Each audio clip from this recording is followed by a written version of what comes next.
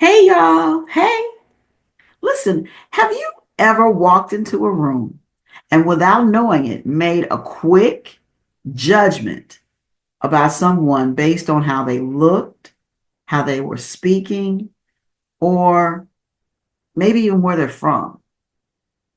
Now, it's not always intentional, but it happens.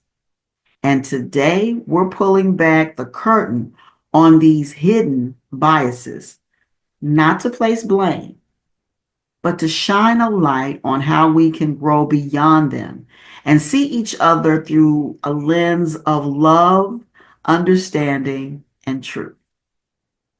Welcome to another edition of the Black Gold Texas Tea Show, where we uncover the richness of culture, life, and unity, one story at a time. I'm Sweet Tea. Some might call me Texas Tea.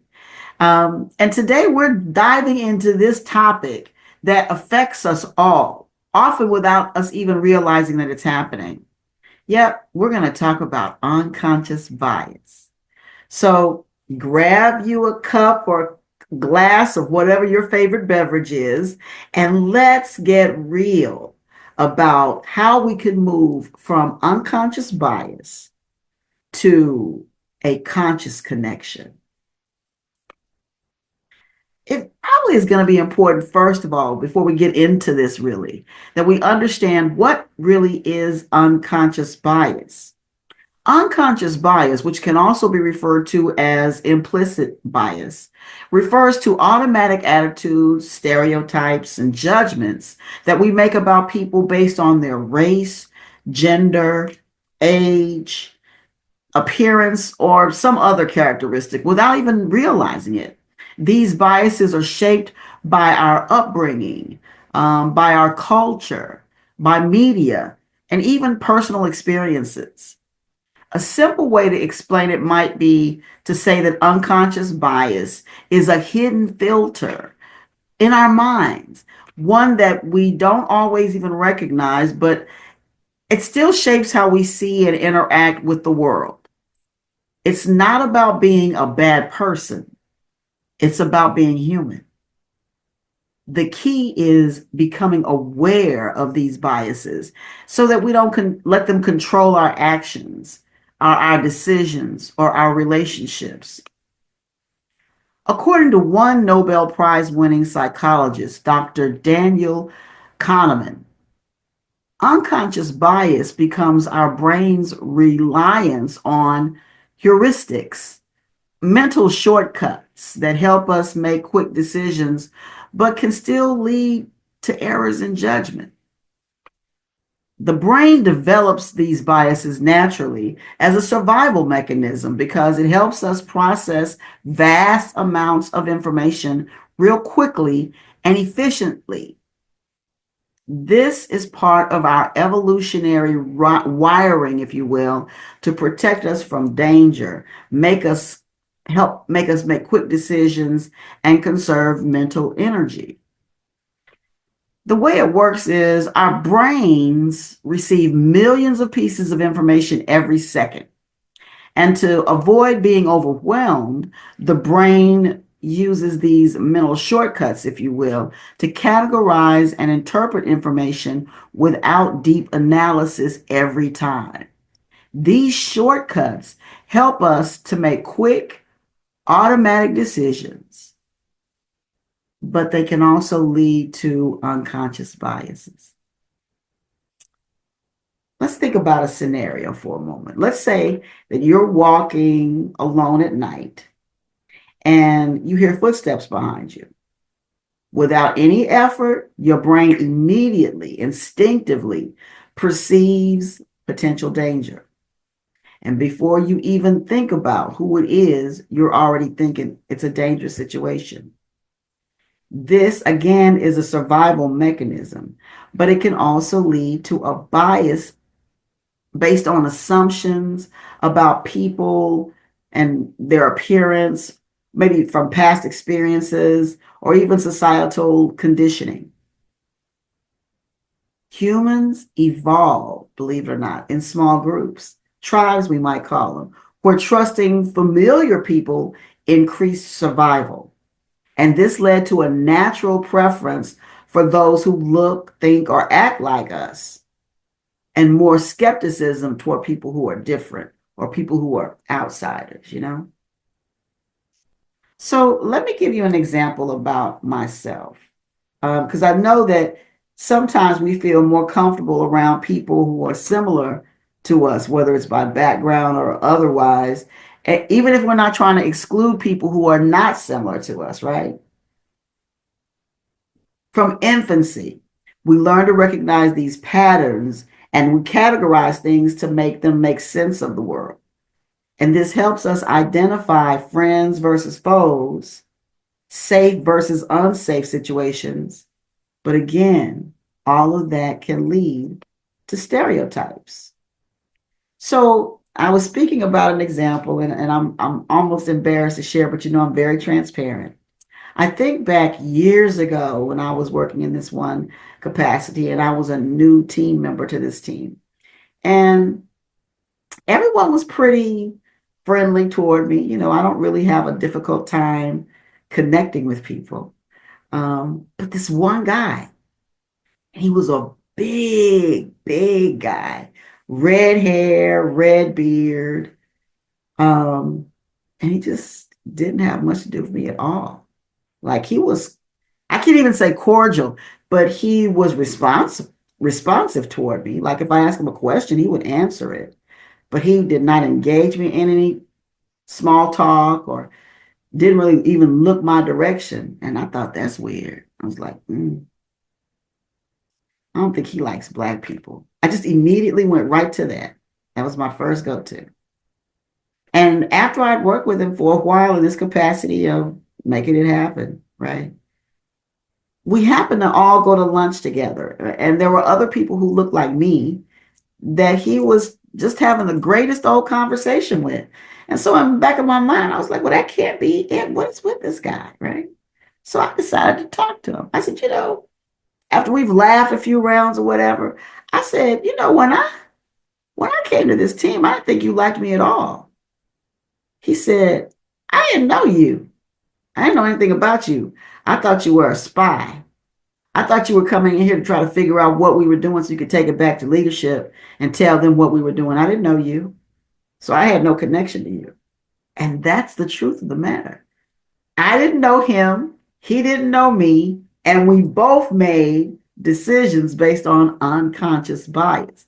His was on his experiences in that environment at work. Mine were on my experiences, unfortunately, with some incidents in my lifetime associated with race. But we were both wrong. You see, this is why I want us to pay close attention to these unconscious biases.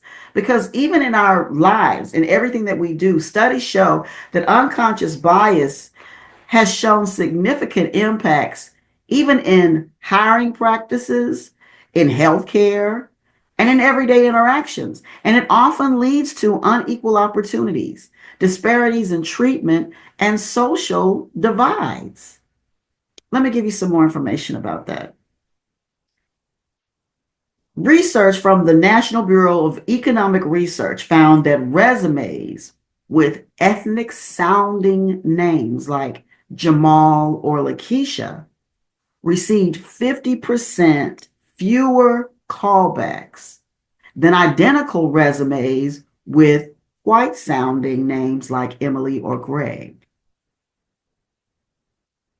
Even when qualifications are equal, biases led to assumptions about competence, professionalism, and culture fit.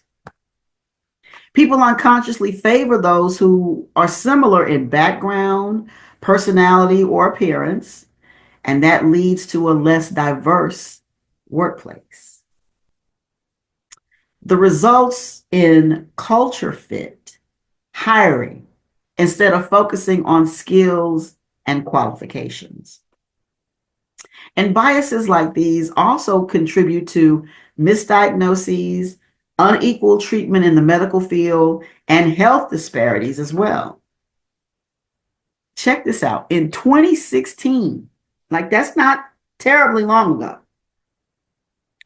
but in 2016, there was a study that found that over half of medical students and residents falsely believed that Black patients have a higher pain tolerance than white patients. And it led to them under treating pain in Black patients.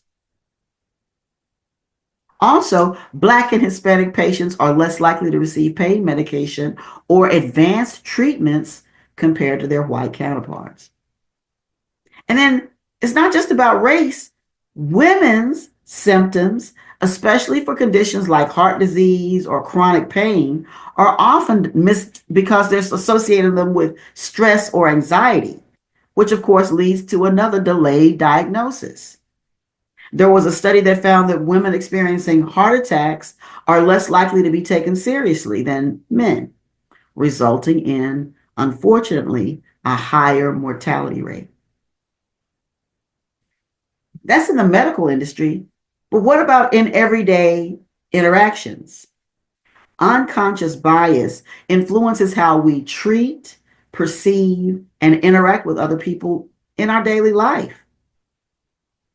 And some things can be really subtle. Like consider a subtle statement or behavior. Again, unintentional, but it still reinforces stereotypes. So I don't know if you've ever heard, but some of you may have had someone approach you and say, "Oh, you're so articulate,"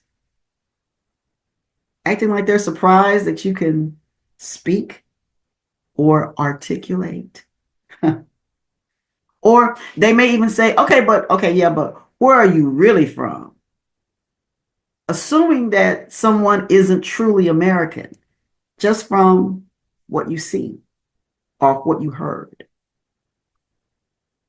There was a Harvard study that found that Black shoppers were more likely to be followed in stores or ask for extra proof of identification when making purchases. In restaurants, people of color are more likely to receive slower service compared to their white customers. And then check this out. Even studies show that teachers have lower expectations from students of color, which can influence a student's performance. Kind of a self-fulfilling prophecy, because if my teacher says that I can't, then I probably can't, and then I don't. Even in education, girls are less likely to be encouraged to pursue STEM fields, science, technology, engineering, and math. And that's all due because of gender biases in education. It's something. But the real question now is, can unconscious bias be overcome? And the answer is yes. Research suggests strategies to reduce bias can create fairer outcomes. And one of the first things that they suggest is that we slow down our thinking, pause before making assumptions. Expose yourself to diversity, whether that's interacting with people outside your usual circles or looking at something, and I say this very carefully because television is not always the best place, but maybe choose a podcast that's something that's not where you would normally listen and listen in. I've learned so much from various podcasts. Question your automatic thoughts. Like ask, is this a belief based on facts? Or is this a stereotype? Like just slow down and think about what you're really seeing or hearing and where your judgment is coming from. You might also practice empathy, like putting yourself in that person's position and understand what their perspectives might be. We all have unconscious bias. It's nothing that's significant or specific to one group of people. I'd love to say that I'm perfect and I don't, but I still struggle. It's how the brain processes information quickly.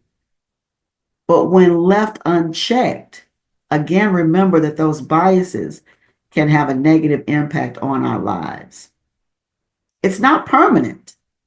The more we challenge our assumptions, the more we listen to different perspectives and practice empathy, the more we grow. So, just as a little challenge, I want you to ask yourself, what biases do I hold? And how do they show up in my decisions, my relationships, even in my daily life? How do these things show up? And then, most importantly, what can I do to break those patterns? The first thing, as we're thinking about what we can do to make this better, we got to start small. Rome wasn't built in a day. So start with just one thing, maybe. Pause before making assumptions. Maybe seek out diverse voices. Listen to people who are not, again, in your circles, and have some conversations that challenge your perspective. You might learn something that you weren't aware of.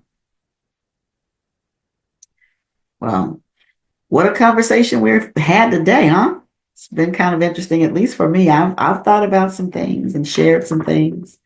And we're uncovering how our brains naturally develop biases as shortcuts and how these biases impact hiring, healthcare, and everyday life. But the truth about it all, again, is to remember that we all have these unconscious biases. It doesn't make us bad people. It makes us human. So now, what do we do with this knowledge? Because that's what really defines us, isn't it? So the moment that we slow down, question our assumptions, and open our hearts, that's when real change begins. And think of how you might engage with some awesome people that you would not have even had the opportunity to talk to before. And as you continue to question and slow down, you might see these things become more common in your life. The discoveries of positivity all around you instead of the negative things we thought were there. So I want to leave you with a challenge. Yep. I want you to take a moment today to reflect and again ask yourself, what biases might be holding me back?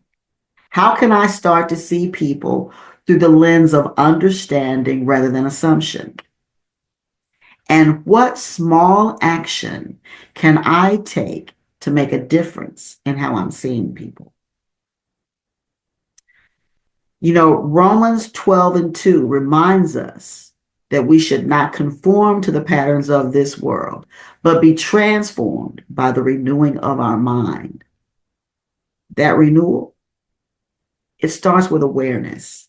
It starts with action, and it starts with love. Maya Angelou said it best when she said, do the best you can until you know better. And then when you know better, do better. So now that we know better, let's do better together. Huh? Listen, thank you so much for joining me on this Black Gold Texas Tea Show. If this episode spoke to you, please be mindful and share it with someone else who might need to hear it. And let's keep the conversation going. You can connect with me on social media at BlackGold-TexasTee. Now, you need to remember that Black Gold and Texas Tea is all together. There's no spaces. And it's BlackGold-TexasTee. You can find me. I'd love to hear from you. I'd love to hear your thoughts about this. And you can even just put them there. And if you're on YouTube, you can put them right below the video right there. I'd love to hear that. Please remember, however you're seeing me, remember please to like, share, and subscribe so that you'll know when the next episode drops. I look forward to seeing what you have to say, and I hope you look forward to seeing the next episode as much as I do. Remember, we're more alike than we're different. And today is the first day of the rest of your life. Let the rest of your life be the best of your life. Until next time, keep growing, keep shining, and keep living your best life. God bless.